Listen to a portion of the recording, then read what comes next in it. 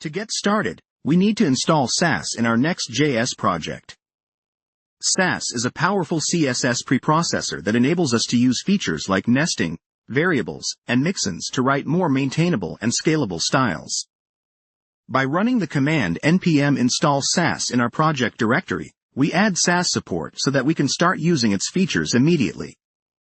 Here we have a React functional component that represents a button. We're importing a Sass style sheet specific to this component, named button module SCSS. Modules in Sass help us localize styles to the component, preventing style clashes across our application.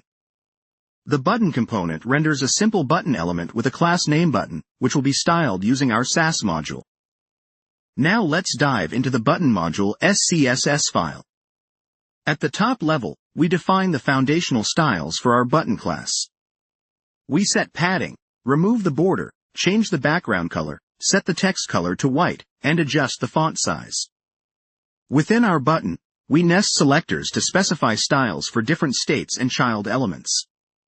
The ampersand is used to reference the parent selector, in this case, button, allowing us to succinctly apply a hover state with hover. For a child element with the class icon, we use nested syntax to add right margin, ensuring the icon is stylistically part of the button without having to create separate, disconnected selectors.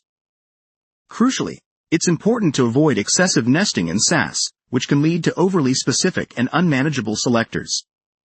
For example, the commented outline labeled bad demonstrates a nested selector that's too specific, which may cause issues if you want to override it later on. Instead, we use a good practice where we style the text child element, and then use the greater than sign greater than to indicate a direct descendant, the label.